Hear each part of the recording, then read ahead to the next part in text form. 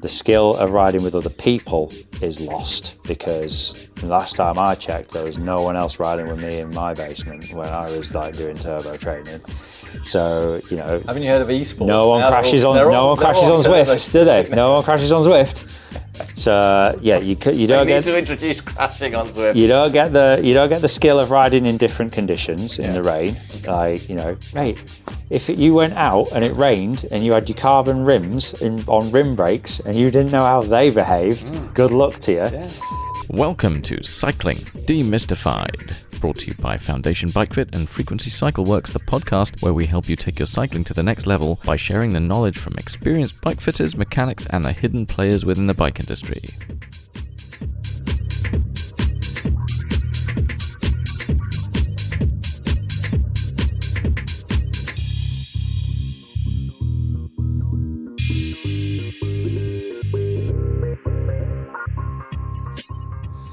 Welcome to Cycling Demystified, and we're back again with another episode, which is a bit of a spin-off, I think, from the last big podcast that we did, which was all about processes over outcome goals and how we can view cycling as a practice rather than focusing purely on the goals and outcomes or results that we get from that kind of practice. And today we're going to be talking about cycling as a skill and how this skill is, again, an intrinsic part of practice and a direct outcome of practice, but also an essential part which will determine how your bike feels, how good you feel on the bike, how everything really kind of pivots around your ability to ride a bike, because we get told quite often that, you know, bikes are easy things to ride. Like you learn to ride a bike as a kid, and if you can do it once, then you can do it again, and you never forget. The phrase, it's as easy as riding a bike. Indeed. But we're going to put a little bit more nuance in there today. So if you're interested in how skill can affect your bike position, your bike comfort, and your performance overall, and your power, love to use that word. See Matthew getting all riled up. I used the word Matthew as well. Oh, no, turning into your mum. Anyway. His little face. Anyway, listen on in if you want to listen about skill and bike riding. All right. So actually, I might caveat that intro as well with one of the main reasons why we moved our Bike Fit studio to the Velo Park was because we could have access to the road riding circuit, road circuit, and mountain bike circuits, gravel mountain bike circuits, which go around the Velo Park itself. And this gives us a really unique opportunity to actually test our bike fits out in the real world, out on the trails, out around the road circuits, immediately after having done the studio session, which, as far as I know, nobody else can actually offer, and gives us that unique ability, and probably, I'd say, it just gives us the edge in terms of getting the actual results that we want for riders, because there's something you just don't know until you see a rider riding outside. And so many times we've seen added adjustments that we can do right there and then, which can make all the difference for a bike rider's level of comfort and performance. So, ready to go? That's a lot of stuff on the whiteboard.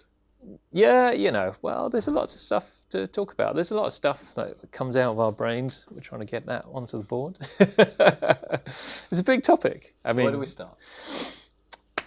Well, I think we should talk about what is it, as always. What is bike riding skill? What do we see or think that people are kind of struggling with?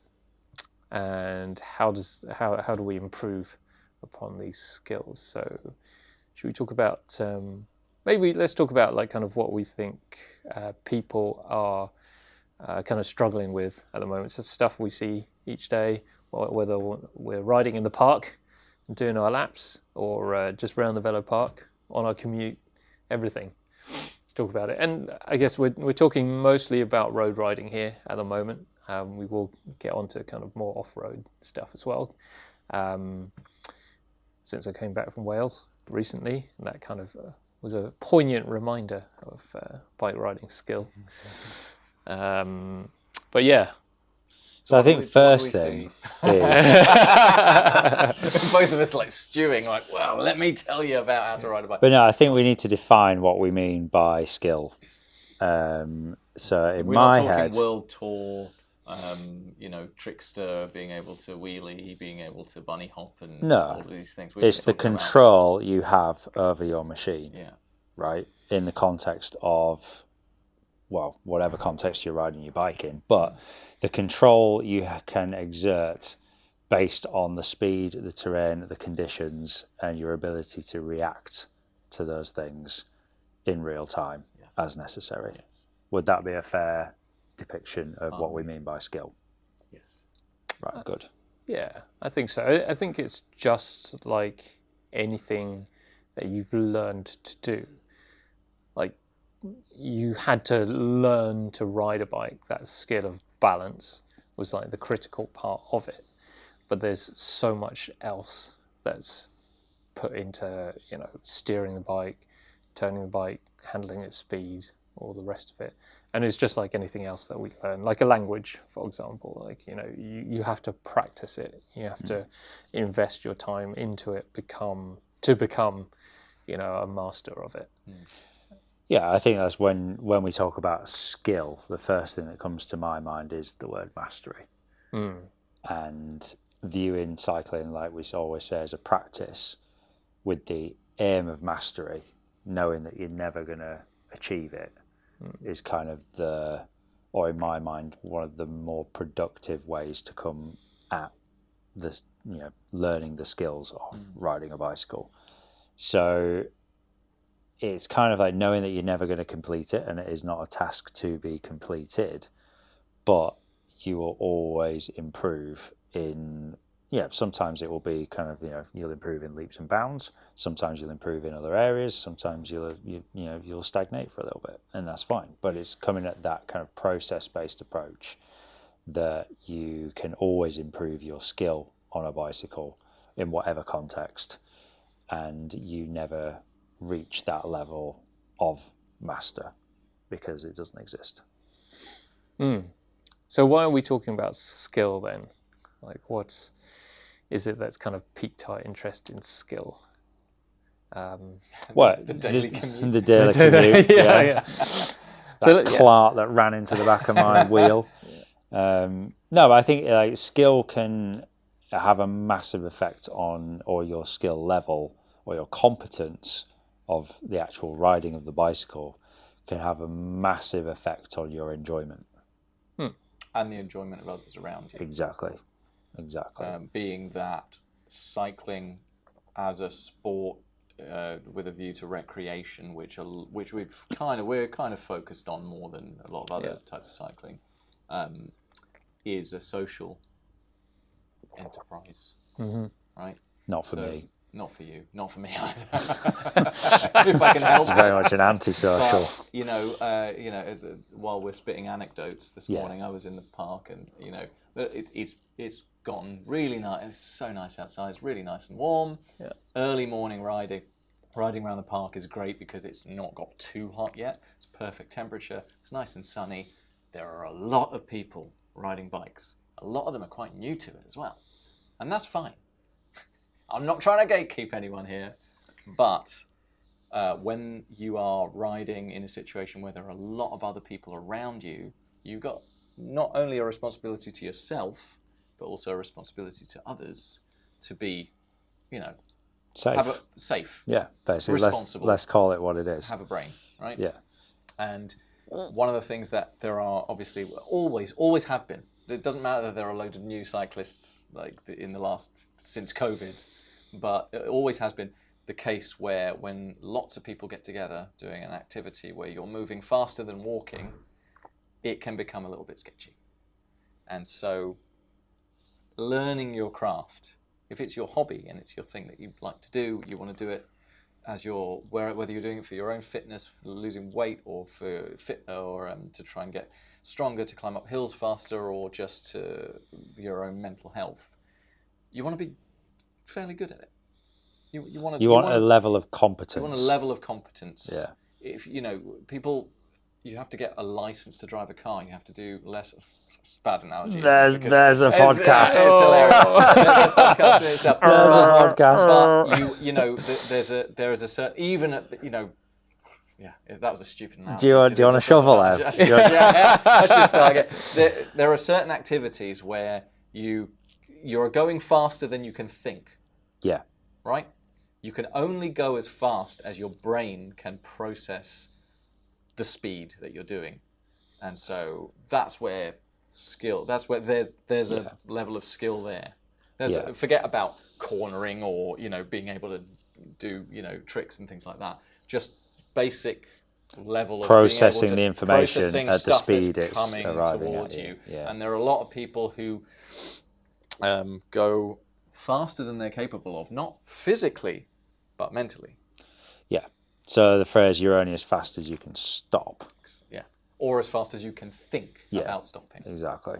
So yes, So the rate at which you can process the information and react to it should be the limiting factor. Yeah. And that goes in terms of your skill level as well. Yeah. So there's I would say that's step one in bike handling. And in that sense, do you think bike riding is almost too easy? Far too easy.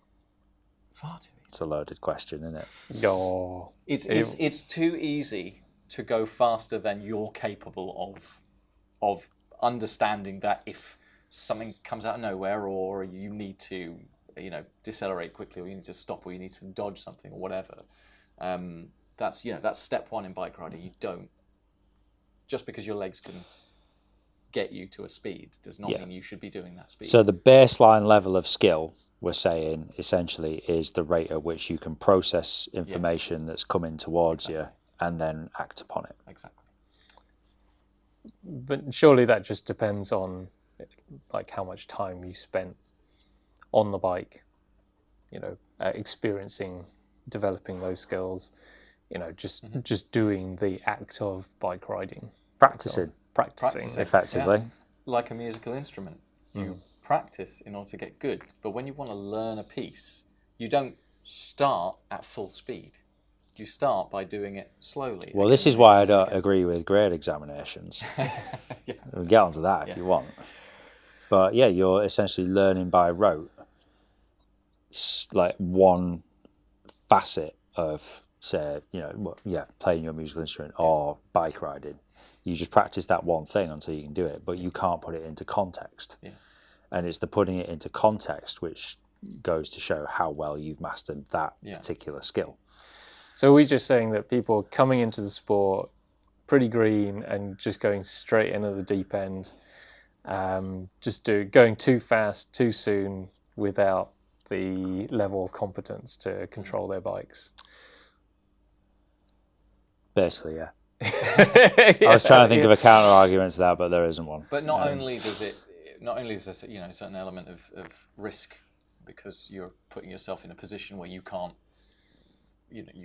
can't get out of trouble if you get into trouble, but also in terms of like injury, not just injury as in like crashing and breaking something, but actually putting too much effort in and not realizing that your body needs time to get used to it, and also to recover. Yeah.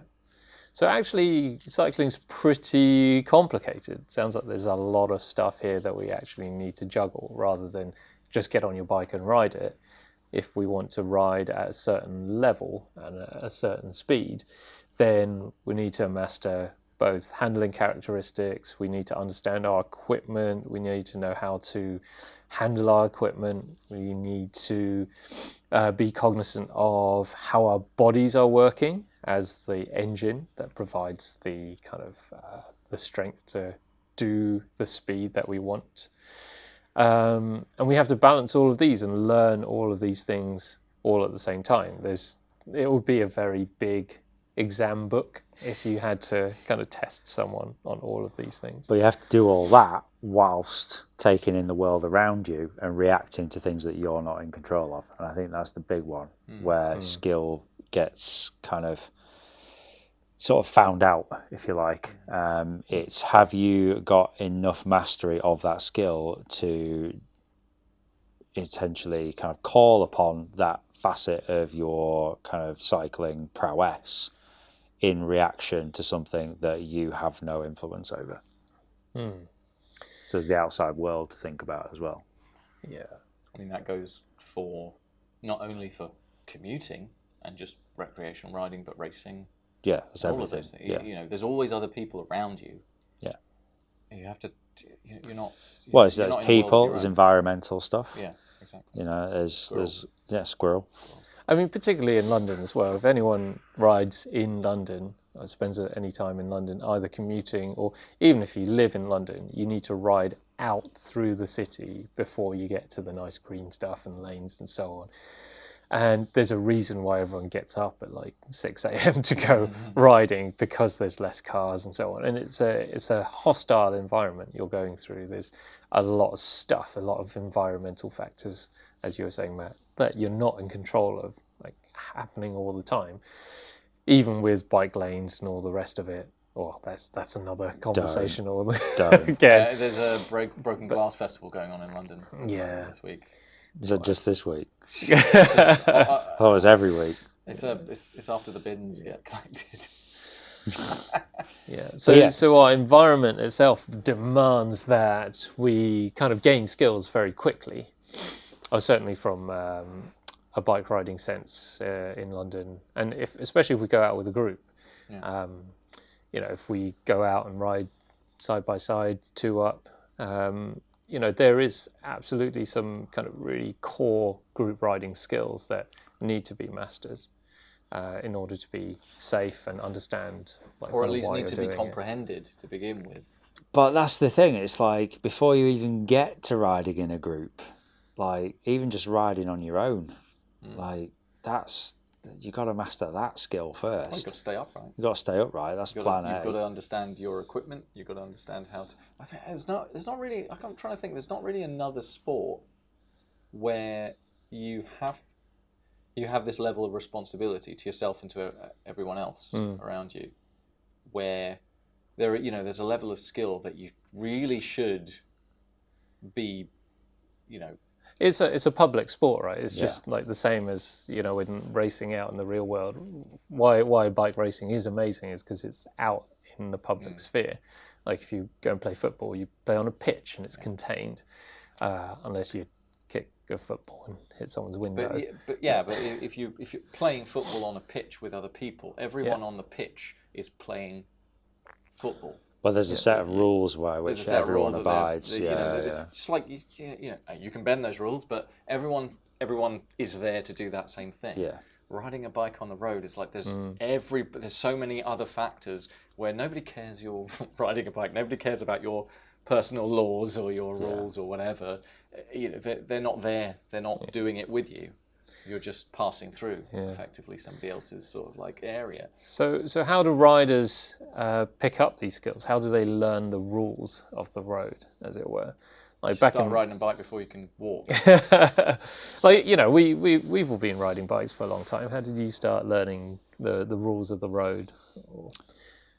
By going out and trying not to get killed. Yeah, so everyone has to start somewhere, right? You got to. I think the rules of the road is a bad terminology to use. Okay. Because the rules of the road don't really apply in terms of cycling. There are rules that drivers may or may not abide by, and then there are ways to stop yourself from being run over.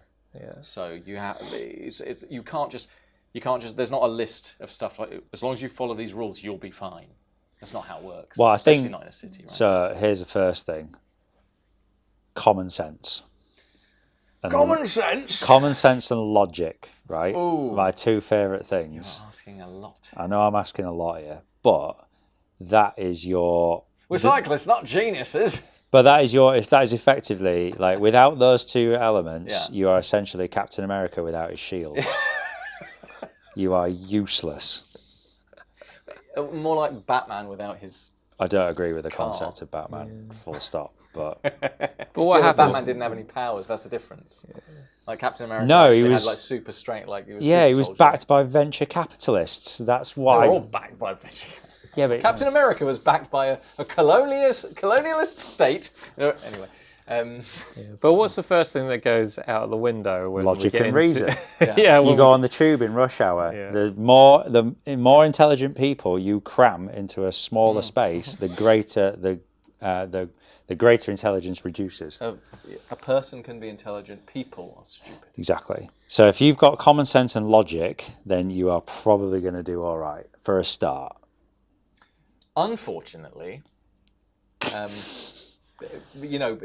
there is a certain level of enjoyment that you'll get from your recreational hobby, which is riding a bike, where you're like you're like Kermit and Miss Piggy in Central Park, like wee, oh, this is great, isn't this amazing? And then all of a sudden, Yeah, a squirrel. Yeah.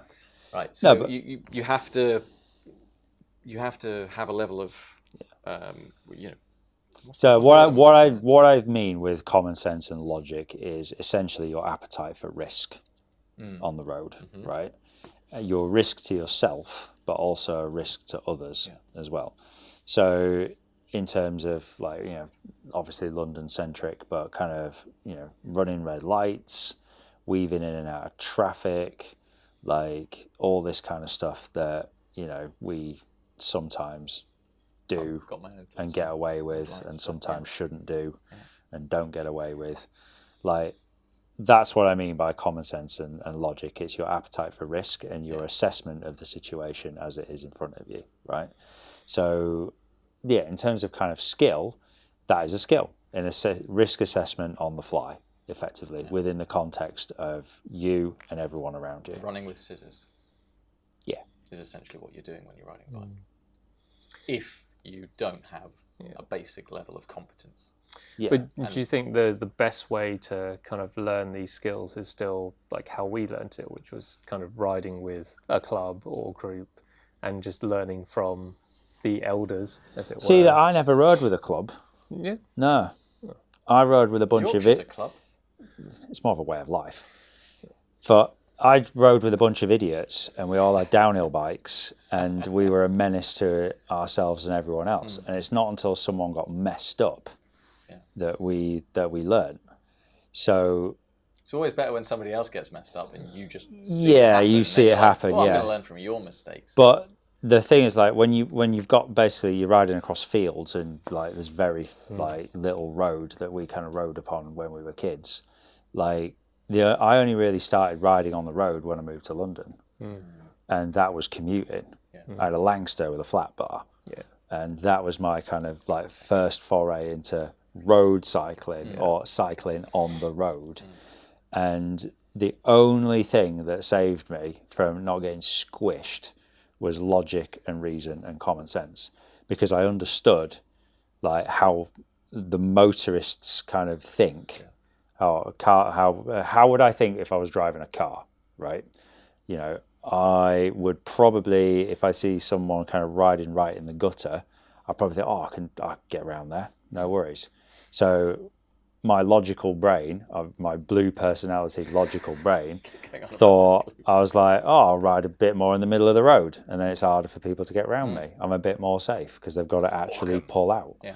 So Which is exactly how it should. but that's what I mean by like logic and common sense. It's like I didn't have like the elder statesman of the cycling club like telling me what to do, because that didn't exist when I grew up, or where I grew up. I was very late to the cycling club thing. I just grew up riding bikes. Yeah. I grew up in inner city London, and you had to have your wits about. But you grew up here. Yeah. That's the thing. Yeah. Like, so being streetwise is. I was kind more of like to see a horse than a car.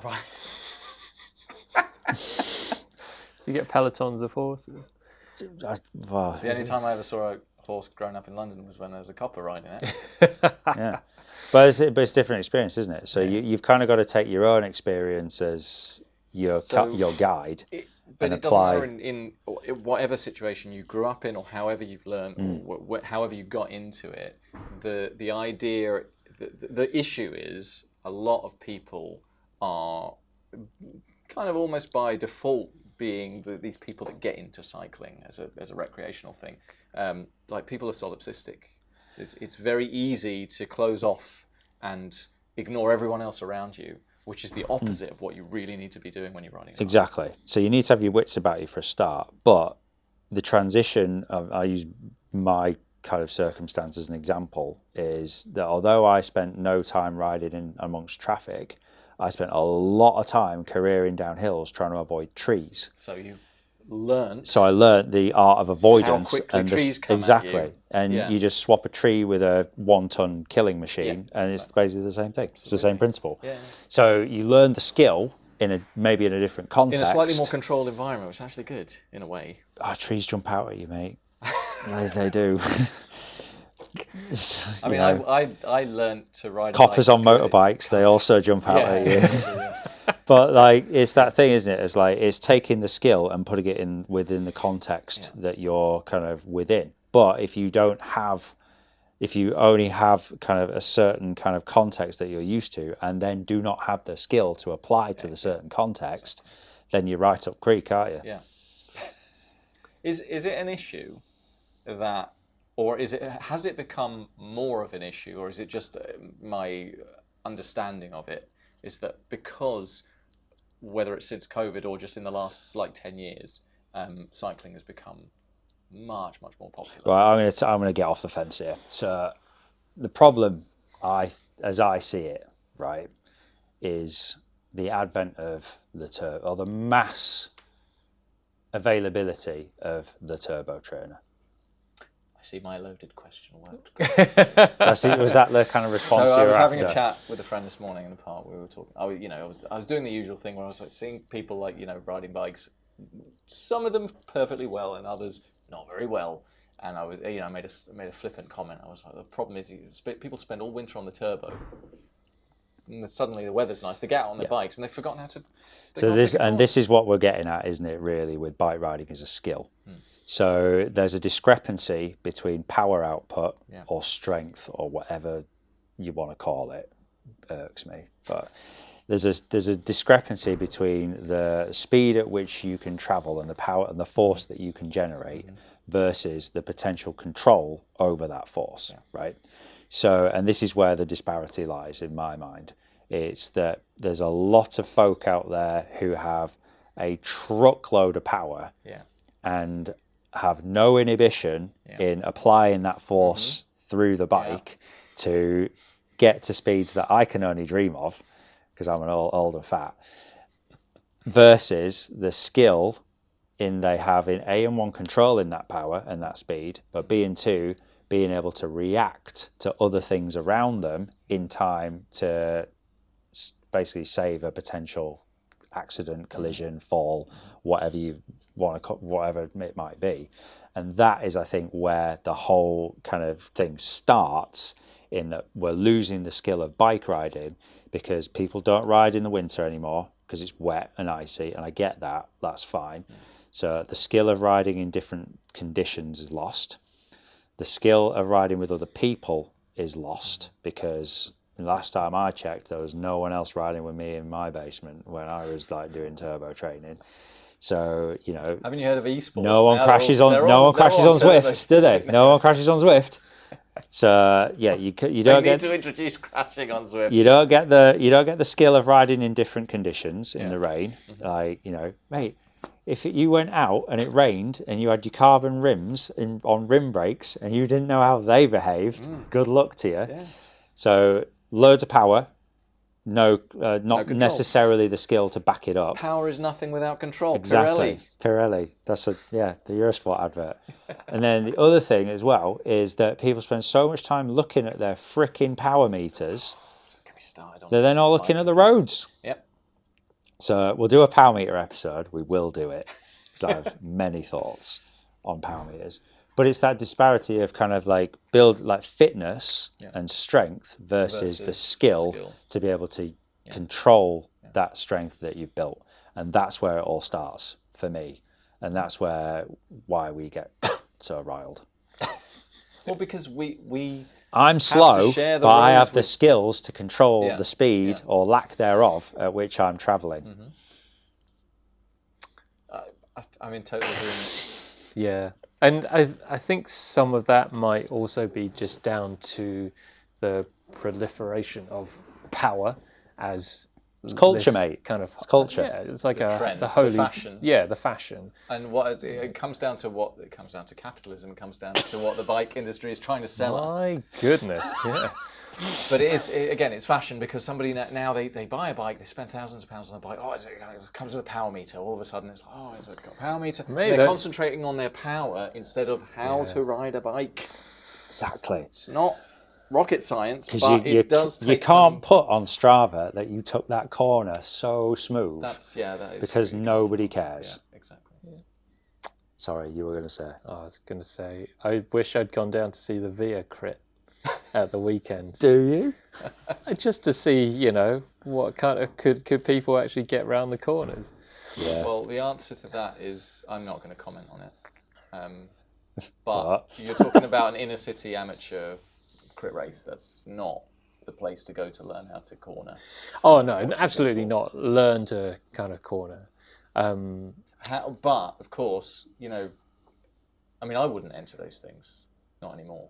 You value your collarbones. Oh yeah, I mean, you've seen my skull. Yeah, exactly. You got another one. But but back in the day, I used to race Crystal Palace, and that was like a classic kind of, if your cornering skills were not up to it, if you didn't have the bottle to lean into the corner without seeing what was around the other side of the hedge, then you lost 10 bike lengths there and then.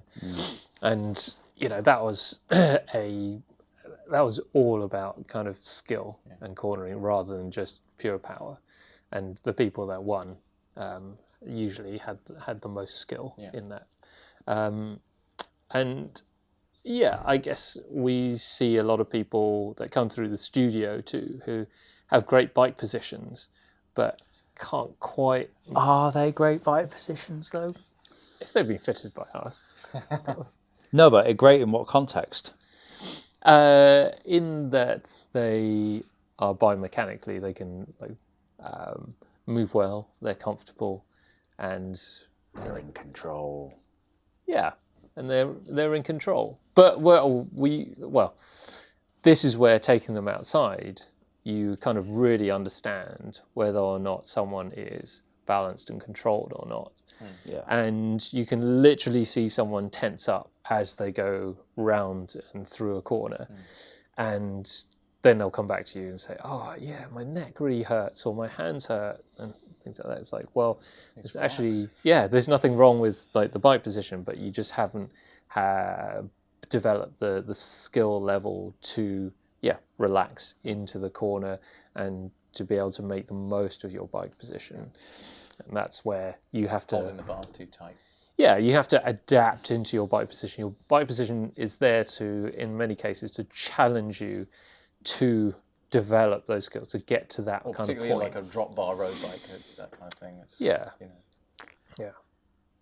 Permission to speak, sir. Yes, Matthew? Do we think that modern geometries and what constitutes a quote-unquote good bike position indoors, do you think there's a difference between a good bike position and a functional bike position? Oh, well, we were going to do another episode just on this, weren't we? But I think this goes back to the argument against wind tunnel testing and all the, a lot of bike fits that we've seen who have just gone through a wind tunnel session.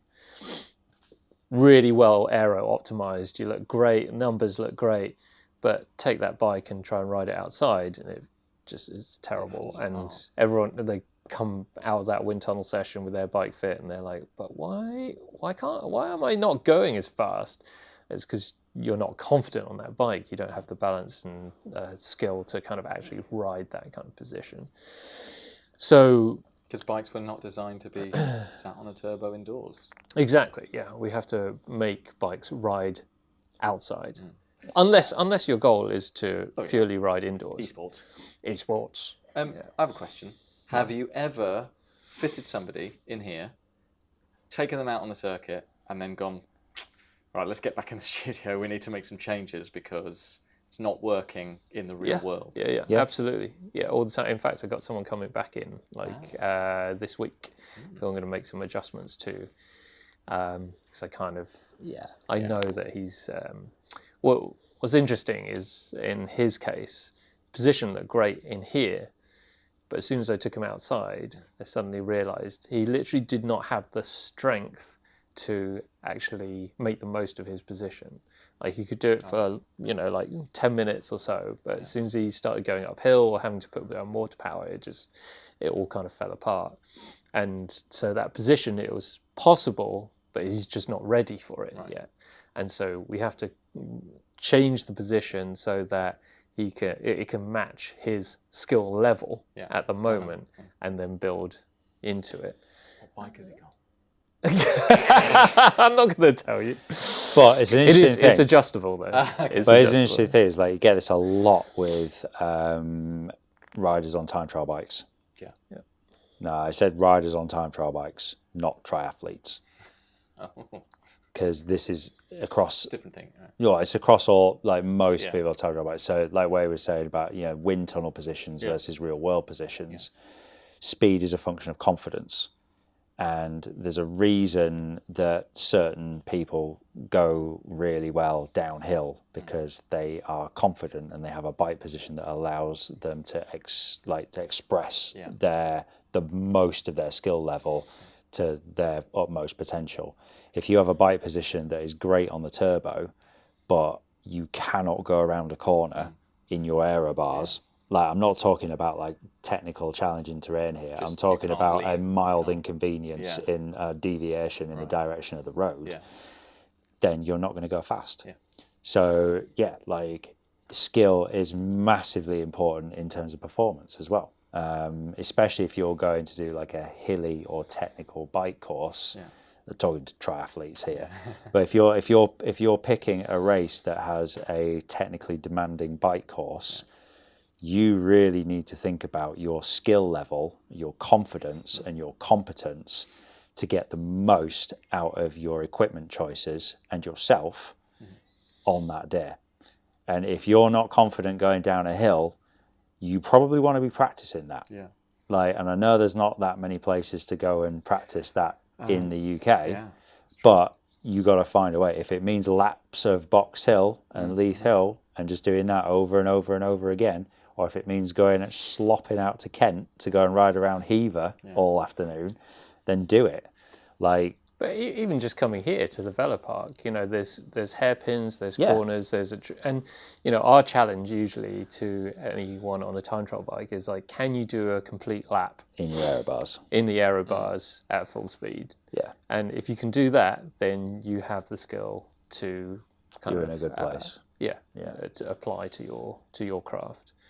But I was also thinking whether or not.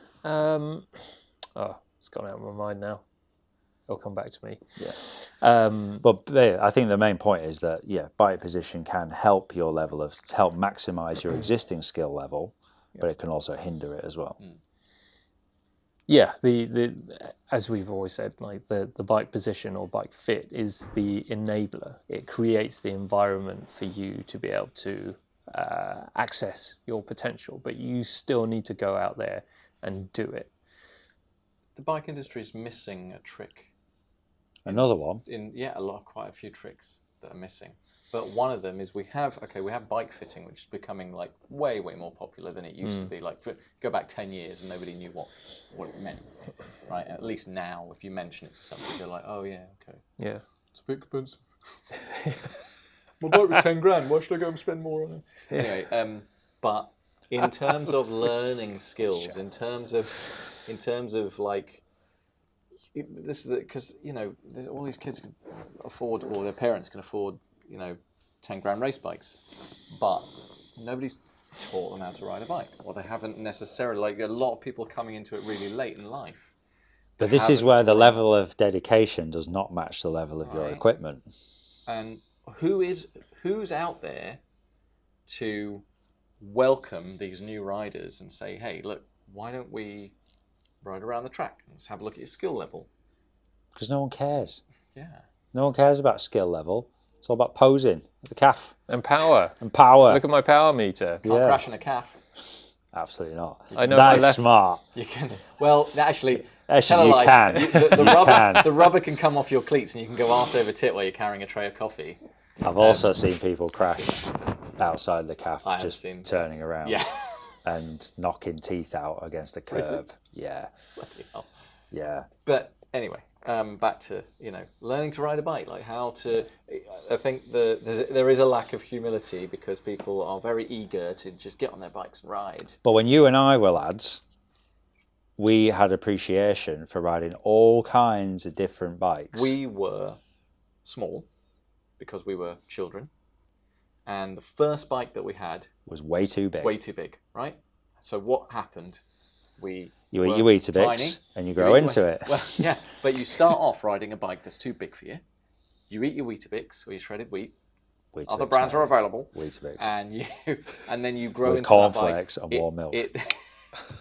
It becomes effectively the optimum size for you For And about 6 for weeks. about 6 weeks, and then you grow out of it, and it becomes too small. So you've gone from riding a bike that was too big to the right size to too small, and then you upgrade your bike and you get a new bike, and that's too big for you, and then that becomes the right size, and that becomes too small again. Then you get your big.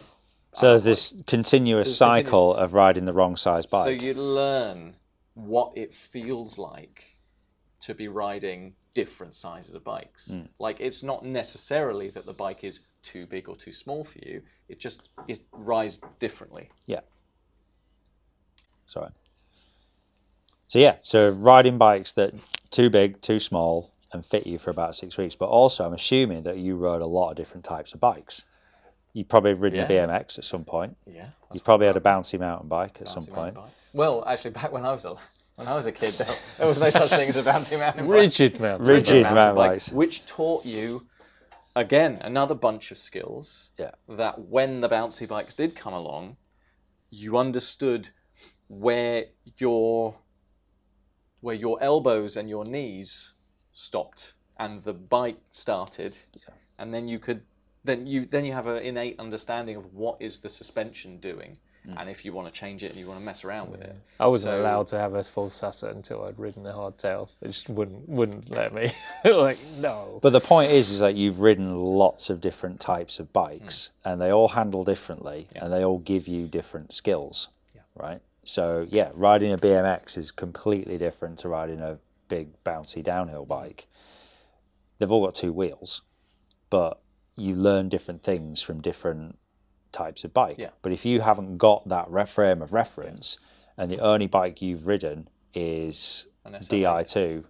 Di2, aboard an SLA or a Canyon, like, even just not like, it blows my mind that some people haven't ridden mechanical shifting. Yeah. Let's just think about that. Yeah, I know, that's insane. But the other thing that blows your mind is that some people have never ridden anything but a drop bar road bike. So you don't have this frame don't of have this frame of reference as to how different bikes feel. Yeah. And Because the required skill set Yeah. to make those bikes do what you need them to You do. were saying that there's a chasm of difference between a BMX and a full sus mountain bike. Actually, they're much more similar. They are much more similar, in their yeah. ride, in the way that Yeah. you ride them, compared to a road bike or any sort of drop bar bike. The trees still jump out at you. The trees. They don't care. Do you think we probably see like a skewed section of the cycling population? Yes. Because those people who have ridden lots of different bikes have usually figured stuff out to a pretty good level, and so their bike fit, dare I say it, is probably going to be not that far away at all. Disagree with that. I don't think that necessarily correlates to better bike positioning. Having ridden, like, they're probably more adaptable to different things, but I don't think it necessarily results in having more of a clue about not where always. they need to be. But like compared with like someone who's just started riding a bike, I think There are some people who've been riding since they were children, but they got to a certain level of skill, and then hubris took over. and they just stop learning. And that happens in many walks of life. There are people who left school and then they were done with education.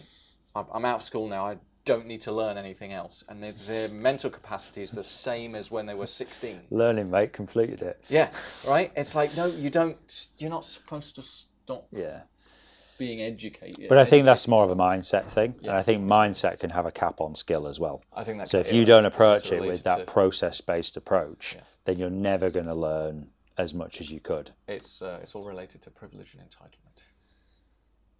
But that's another podcast entirely. And that's not even about cycling. No. But I think like the other, the element of kind of riding lots of different bikes does play a part in your skill as well. There's a reason like Tom Pidcock looks so at ease with his bike, regardless of what he's riding, because he's just ridden it all. He's ridden cross, he's ridden mountain bike, he's ridden road. Mountain bike world champion. Yeah. So, he's the best of the best. Got to be good. Yeah. I mean, this is the thing. He fell over twice and he still won it. Yeah. Just goes to show. Yeah. I reckon everyone should actually ride mountain bike before they do road biking. And that would just like, you just can't ride a mountain bike without skill on the trails. Like you won't ride for very long because you'll end up on the floor. Well, you learn very quickly. I think there's another.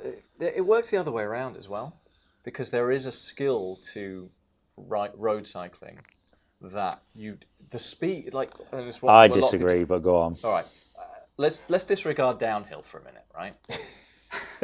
Let's disregard downhill and maybe also technical flow trails and stuff like that. Road riding can be potentially a lot faster.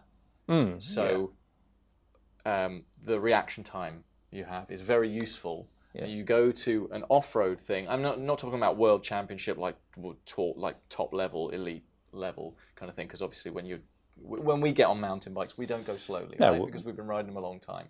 But most people are pootling along when they go off-road, whether they're riding gravel bikes or mountain bikes or whatever. A lot of people are going much slower than they would ride on the road, even with their same level, same strength and same skill set. Just the fact that you're riding on a flat road, a smooth road, you're just moving faster. Yeah. What is it you don't agree with? No, I think it's the moving at speed, but also in a group. Yeah. At the same time, like I remember my first road race and just being absolutely scared crapless, like just riding in a peloton and having to move at the same, kind of, just at the same time as everyone around me. Yeah. It was like being in the flock of birds, and you just But what does that mean? What does that take? That takes discipline and responsibility. You're not going around a corner on your own. You don't get to choose your line. It's dictated by the group, and you have to work together. That's the difference, and that's where sometimes people mess up, because they forget that it's a group sport, that you have to, if you relate it to motor racing, you don't. It's not a computer game. You don't just drive up the inside of somebody. Even in a motor, there's a certain skill set that's required. You have to be responsible, because you want the person in front of you that you're trying to overtake to know that you're there. Yeah. Because if you just slide up the inside of them, you're gonna have a crash. But if you only kind of learn through doing those, so learn through crashing.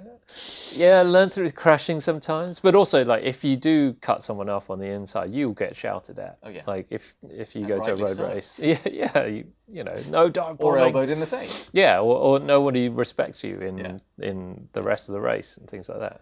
And, so there is a certain degree of etiquette which is learned through just doing and being around. And if you ride with another group of riders, say in a club setting, then you're told, all the hand signs. If you join a club, a decent club, and you're riding in a group, and you do something silly, you're gonna, you will be sitting at the naughty table in the cafe, right? You will know about it because everyone will tell you. But also, a lot of these, it's not.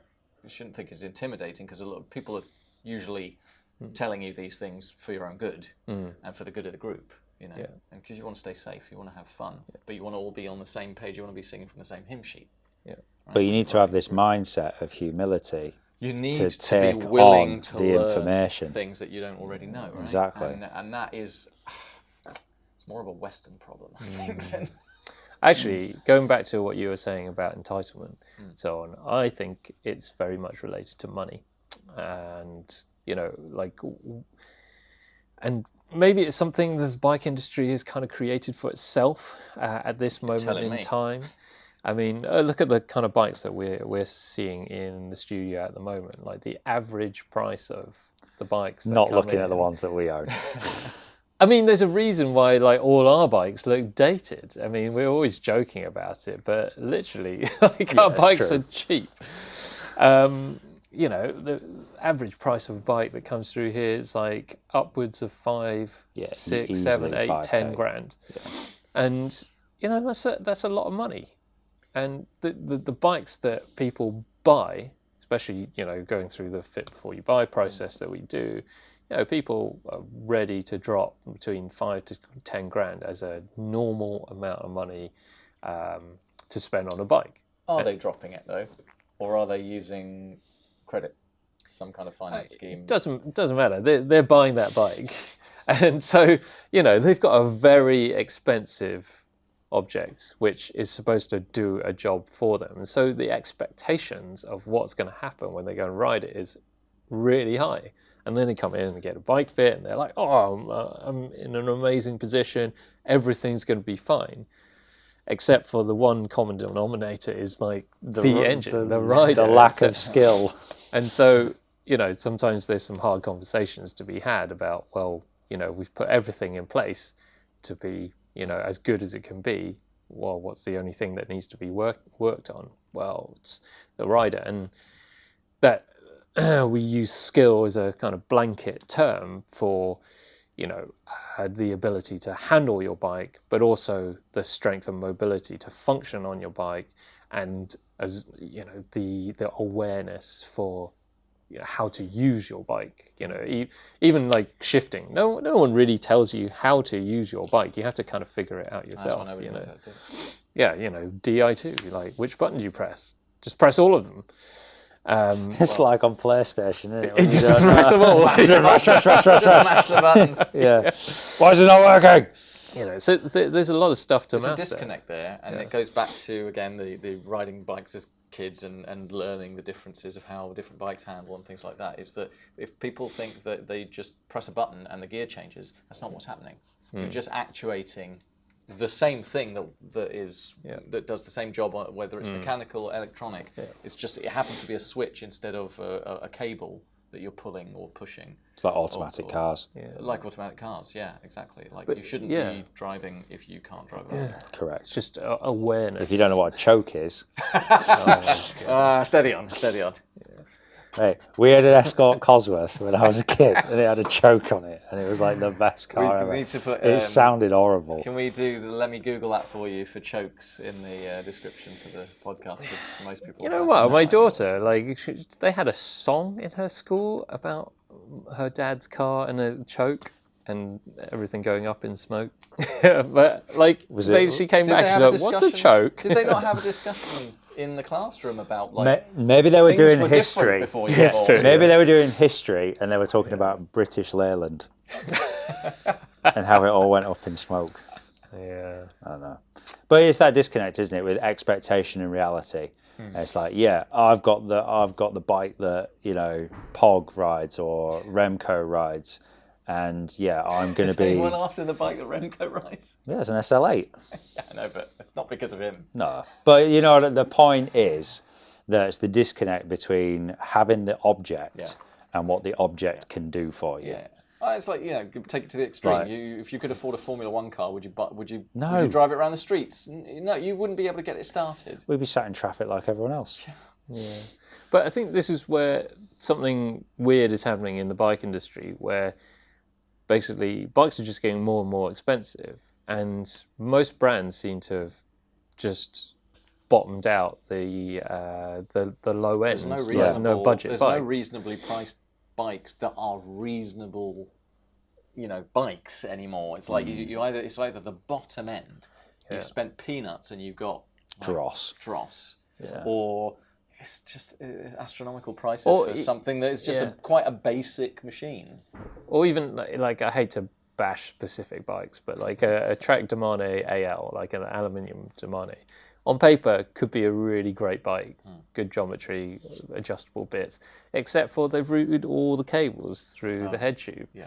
And that it's still doesn't work very mechanical well when it's shifting, mechanical, and it doesn't work. And so when that person who has bought a budget bike has to come and service it, then they're going to have to spend an astronomical amount of money just to get their headset bearings, replaced. And it's still not going to work that Yeah, well it's because not gonna- the frame wasn't designed with that mechanical shifting in mind. Yeah. So And there's no reason for it. There's no- no yeah. absolutely no reason. but that's the when manufacturers are trying to, instead of designing a bike for a price point, they're just taking their high end stuff, the same designs, and then slapping something like a cheaper group set on it, which it was never designed to accommodate that group set.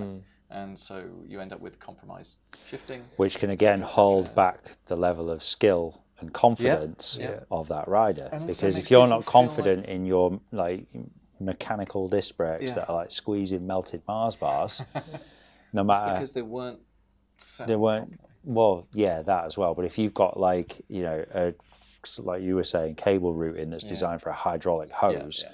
And you're running a cable Yeah, it's around never like gonna all work. these Yeah. like really tight junctions and bends. Cables don't It's like going to feel around shocking. corners. So your bike can have our a bike massive does. but your bike can have a massive effect on kind of how you can express your level of skill Especially and brake. Well, competence you as well. mentioned brakes, and the brakes Yeah. is the big one because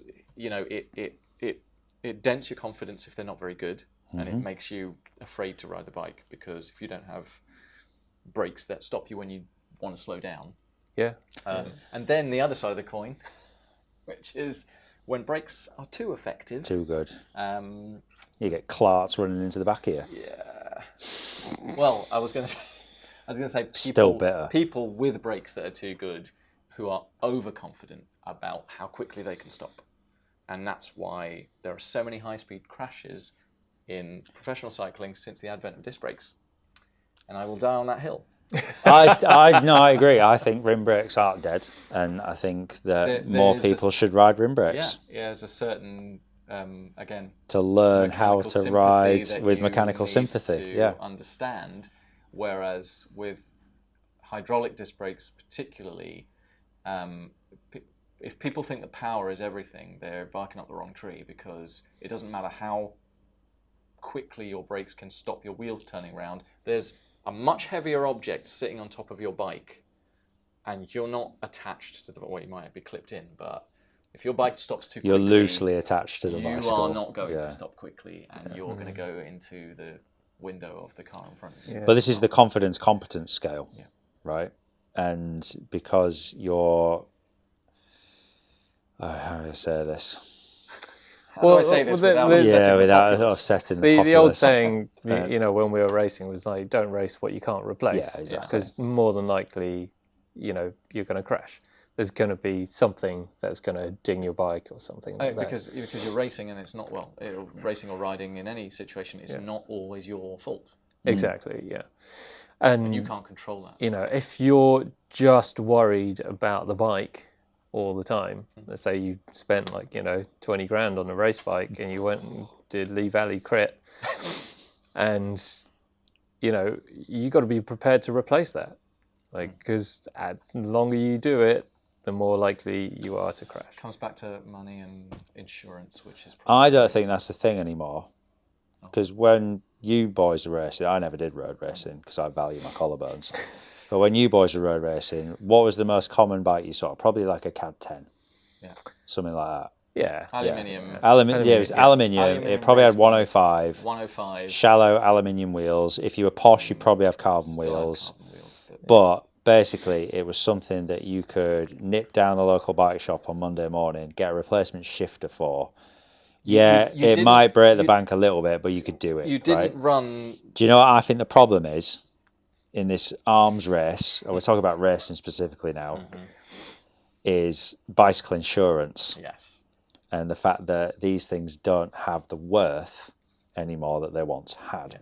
So people's skill level isn't necessarily tied to the preservation of the body and the bike. So, oh, well, you know, this company, which is 4 letters and begins with L, will send me a new one. But when I crash it, you know, so I can race my 12 grand Colnago and it's fine. That's why I cancelled mine.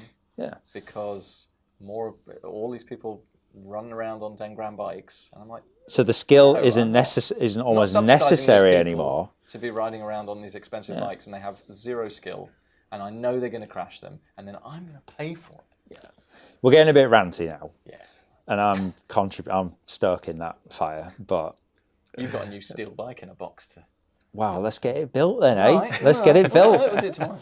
All right. So just to kind of recap then, we value skill as part of the process that we all want to go through, and as a part of the practice of cycling, and we want to try and view cycling as a long-term practice rather than just this kind of one-time event that we're going to kind of achieve. And skill is a fundamental pillar of your overall enjoyment of the bike in that kind of sense. And without the skill levels to control and to be aware of what your body is doing and what your bike is doing and how you can lean into corners and so on, and just for the awareness of people around you, then yeah, you're just not going to enjoy your bike riding as a whole as much as you could do. And so we want to approach our bike riding with a sense of humility, especially if we're just starting out, and a sense of preservation for our fellow riders around us. But some of what we're seeing in that in the environment at the moment, where there's a lot of new riders with lower skill levels out there at the moment, but with kind of very capable bikes, is not always just because of, you know, the rider. Some of it's down to the industry and kind of the environment and the culture that we've kind of been... They're being enabled. Yeah. This culture's kind of being fostered over the last few years, particularly through COVID, I think, where kind of turbo trainer culture has suddenly like hit new heights, and as well as like kind of power meter culture and so on, where it's, you know, this is the metric that everybody wants. What is the metric for skill? There is no metric, and that's the issue. If my watch can't tell me how skillful I am, how will I be able to tell my friends? But this is what we were talking about last time about extrinsic versus intrinsic motivation. There is great and considerable value in increasing your skill level and, say, riding a stretch of road or a descent that you know well, but in a certain way where you are like, yeah, that really flowed. Yeah. And there's a lot of kind of value and enjoyment that can be taken from that is immeasurable. Yeah. And that is an intrinsic kind of motivation and enjoyment that you get from riding your bike in that sort of way. So that's tip number 1 for improving your skills. Look inward. Riding. Look inward. Not outward. And you know, find a training ground where you can repeat. Take a route that you know well, yeah, and ride it. Give yourself a little experiment. Ride it X amount of times over the course of X amount of weeks, and see how like basically when you get in from your ride, get a little journal or a little notepad and write a few sentences about how that ride felt. Sounds incredibly old school. It is. Write it down. But you know it what? works because you will be far more engaged with that process if you're getting pen and paper and writing it down rather than typing it. And you're saying, forget about how fast you did it. Yeah. What power you How were did it able to feel? put it. How did it feel? How did you take the corner? What did How you notice? confident How did the feel? bike feel? Right. Yeah. Okay. What did you feel in terms of the tires, the grip, the balance point? Did you have to think about it? Yeah, have to the think weight on the pedal. Yeah. Like, did you get your weight distribution and balance just right in this corner? And were you able to kind of like really kind of nail your line? All that sort of stuff is skill. Yeah. And the skill is writing it down with a pen and paper so that you have much more of a connection to that experience. And that sounds pretty woo-woo, but that's kind of like we're trying to get more into the analog and get out of the digital. We are not, however, encouraging you to go out and take risks on open roads. Let's just No, say that. absolutely not. But it's just kind You of don't like have to be on going that your quick. normal right. You don't. This Yeah, is yeah. nothing to do with speed. Yeah. This is about feel. Runners talk about this in terms of this like flow state and this runner's high. Like you can be jogging like 12-minute miling and have the best experience ever. It doesn't matter. Speed is not the thing here. It's the feeling and the sensations that you're getting of riding the bike. And what is your kind of like, how are you improving your skill levels to heighten those sensations and those good feelings? Mastery. Step 2. Step 2. What's step 2, Wayne? Well, I was just going to say that just before we get onto that, then that's kind of what we did when we used to ride mountain bikes. Yeah. Like you would go out and do the same run over and over and try and like there was always one little feature or corner where you were like, God, I didn't quite get it that time, or like, I didn't get my weight right that time, because that feature demanded you to be able to just get it right. And so you just repeat until it felt really good. And then occasionally you just get those at one occasion when you weren't even thinking about it and you're just like flowing down the trail and everything's just working. Like you're just getting every pedal stroke right. And that's when you know that you've practiced enough that your body almost knows how to do it automatically. And that's kind of where we kind of want people to get to with their kind of bike riding, where they've built enough experience and habits and good habits that they can ride their bikes with skill and mastery, and not to forget that. And if you're at the beginning of your journey, so I'd say point number 2, if you're at the beginning of your journey of like bike riding and skill, don't put too much expectation on yourself. Approach the whole kind of practice of riding with at a beginner level. Like you are at a level where you are trying to learn as much as possible. You're trying to absorb, and a beginner's mindset is required for any new skill that you need to kind of learn, whether that's cooking a new dish or learning a new language or trying to, I don't know, do anything new, learning a code or something like that. But you have to take it with humility and learn from everyone that you can. Take the people who have kind of mastered that skill already. There are some resources that people can, whether it's slow skills with various clubs or people run different sessions. You can seek them out. You can but just go out and ride with awareness. Ride with awareness. Yeah. I think that's it. Ride with awareness and humility, and you will go far. Say that. We've got number 3. Number 3. Go on. If you ride with other people, try out each other's bikes. They might not fit you perfectly, but if people have got different bikes, it's just getting on something. And maybe it's good that it doesn't fit you. Like getting on somebody's bike that's a bit too big for you or a bit too small for you, and understanding if you've never done it before, if you've never had that experience, to understand, what does it feel like when the bike's too small? What's it feel like that's exactly what we used to do at the bike park. We go there and we're like, you'd never ride your own bike. I don't want to trash my bike. I'm gonna ride. Yeah. Bike parks is another thing. Bike parks are great. They're usually set up for. We've got Swinley in south, down south, and then you've got Bike Park Wales, which is a bit of, if you're in Wales, brilliant, or various forests around Wales. But also there are other bike parks. I don't know. There's Chicksands up north. There's Woburn. Woburn's pretty gnarly though. Yeah. Well, but there are different places like Swinley. You've got things like green trails. Swinley's great because it's like you've got a bit of everything. You've got a whole range. You've got stuff that's very flat and very slow, and then you've got faster trails, and you've got more technical stuff. You've got slow stuff. Same goes for other bike parks. Even if you're gravel riding these days, you can just go out and ride your bike and that gravel, mate. One thing I will say about gravel is look at Unbound. And don't do any of that. Don't do any of that. Do you know how many people I've seen lately with little backpacks? It's because of that. Yeah. No. The little backpack used to be a thing where you'd look at somebody and go, "What are you doing with that? You can't." Mate, I'm not going to say it. I just go out and experience. If you want a backpack, go get a backpack and see what it does to you. But I think riding different bikes is really interesting because especially if you're in the market for a new bike, if you've got a mate who's got the bike that you're looking at, and they are gracious enough to let you take it for a little spin, then you can get an idea of what that bike when they haven't is. spent their own money on it. Exactly. Yeah. Ride it. But if you're buying a bike from like a very well known online retailer, You don't get to try the bike. You don't get to try it. Sling a leg over, Exactly. or kick the tyres, or pick it up and feel how light it is. Yeah. So try it.